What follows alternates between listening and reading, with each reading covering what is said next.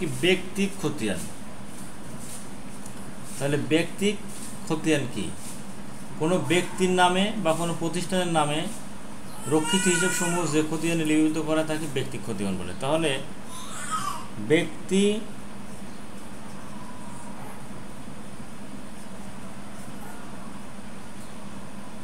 বা প্রতিষ্ঠান এর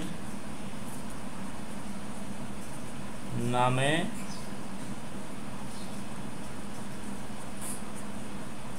রক্ষিত কি হয়েছে বাবু হিসাব সমূহ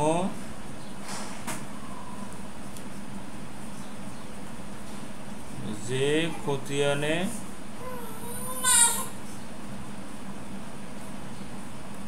লিপিবদ্ধ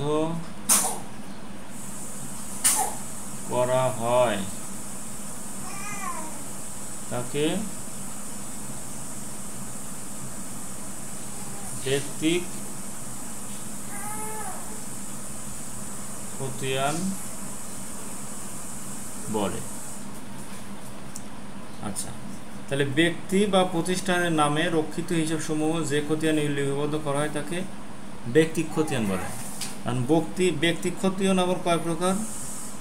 দুই প্রকার। এক নম্বর কি দেনাদার খতিয়ান, একটা হলো পাওনাদার খতিয়ান। দেনাদার খতিয়ান, দুই নম্বর কি পাওনাদার খতিয়ান। আচ্ছা, তাহলে আমরা যদি দেনাদার খতিয়ান নিয়ে একটু, দেনাদার খতিয়ান কাকে বলে?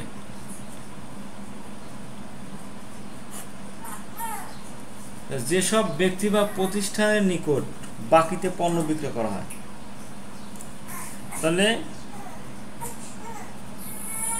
যেসব ব্যক্তি বা প্রতিষ্ঠানের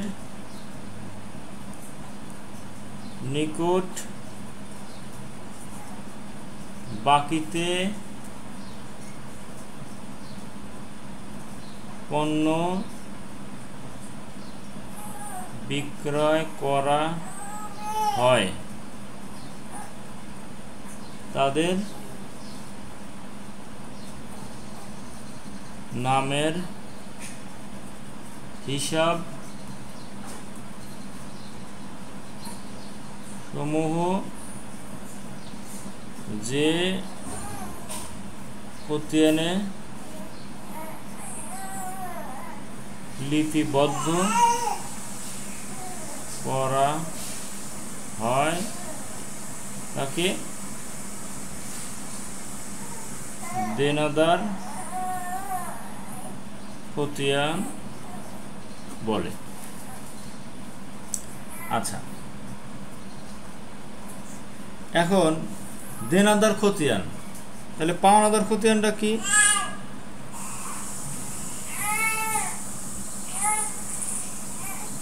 দেনাদার খতিয়ান যেটা হবে তার ঠিক উল্টাটা হবে হলো পাওনাদার খতিয়ান। তাহলে আমরা কি বলেছি, যেসব ব্যক্তি বা প্রতিষ্ঠানের নিকট বাকিতে পণ্য বিক্রয় করা হয় তাদের নামের হিসাব সমূহ যে খতিয়ানে লিপিবদ্ধ করা হয় তাকে দেনাদার খতিয়ান বলে। তো পাওনাদার খতিয়ানটা হলো তার উল্টাটা। তাহলে উল্টা কি? এখানে পণ্য বিক্রয় করা হয়, আর পাওনাদার খতিয়ানে কি বলবো আমরা, যে পণ্য ক্রয় করা হয়। তাহলে যেসব ব্যক্তি, তাহলে পার্থক্য শুধু ক্রয় আর বিক্রয়। তাহলে যেসব ব্যক্তি বা প্রতিষ্ঠানের নিকট বাকিতে পণ্য বিক্রয় করা হয় তাদের নামের হিসাব সমূহ যে খতিয়ানে